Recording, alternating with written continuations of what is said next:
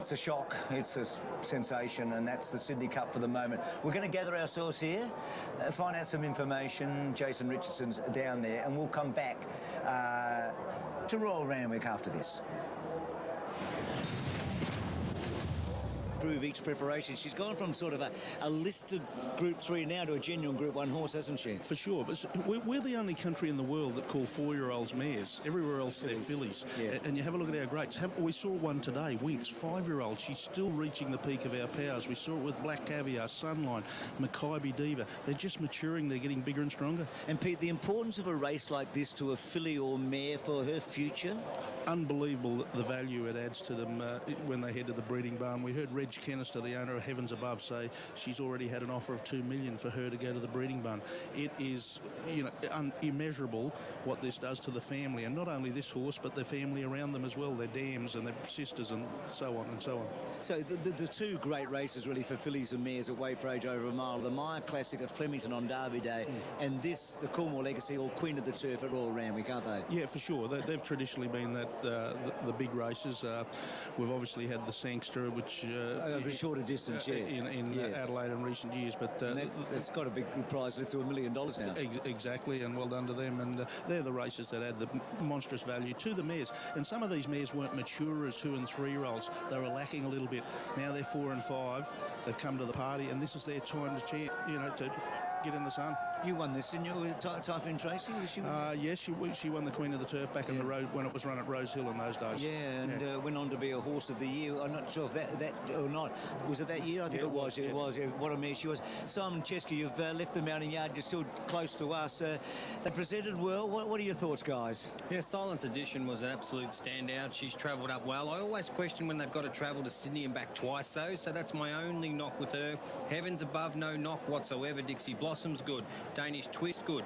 There's one down the bottom there that I like each way. It's number 18, Oregon's Day from the Mick Price stables. She's quite brilliant on her last two performances. In particular, that Group 3 win at Moonee Valley against the pattern. She'll get back here. It's her first run in Sydney, but she's got a little bit of X factor about her.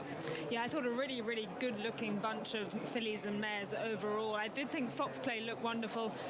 She is, again, trying to be one of the few 3-year-olds to win this race, especially in recent times. I think tactics are going to be interesting, and I think that kind of throws it wide open for many of these horses. You could give a chance to the majority of the field, hence why they all got a pretty good chance. Well, a lot of them have got a good chance in the betting. Pace-wise, what do we think? Is there going to be a hot pace up? Yeah, there'll be genuine speed here. Extensible, who I think is a good chance, will go forward to 13. You've got to have, apart from that, Silence Edition loves to sit up on the pace. She'll go forward for sure, Simon, no question about that. Hey, Pete, just before we get the market move, you had Oregon State, didn't you? Yeah, I had Oregon State in the stables. She's done a good job, this filly. Still a bit immature and race menace. The one, that little X factor, Real Love. Yeah. Interesting to see her in a race like this, paraded well. I'm with the toppy, but yeah, just a little something with Real Love there. She was competitive in races like Caulfield Cups, and that wasn't she? Exactly. She's up against Matthew Campbell from Crown Bet. Matty, who's the market mover for the Coolmore Legacy? Market mover is number 3, Bruce, Heavens Above. There was nothing between Heavens Above and Silence Edition last time, so punters thinking can do it again. So moved from 850 into 650, Heavens Above. We talked about the Doncaster last week being a typical Doncaster. This is a typical Queen of the Turf, isn't it? It is for sure. Very deep, a lot of chances. And that's why I go back to Real Love. Palantino ran well, and she was only a few lengths off him the other day. So very deep race, a lot of chances, which you'd expect in this big Group 1. And Cheska, without being too silly, it's the sort of race that I thought Global Glamour might go for at the start of this preparation. I mean, after she won the flight and the 1,000 guineas over 1,600. Exactly. Well, it was definitely on her radar. And then I think just a couple of really tough runs where she always, like we know, she goes to the front and she really bottoms herself out, especially on those heavy tracks.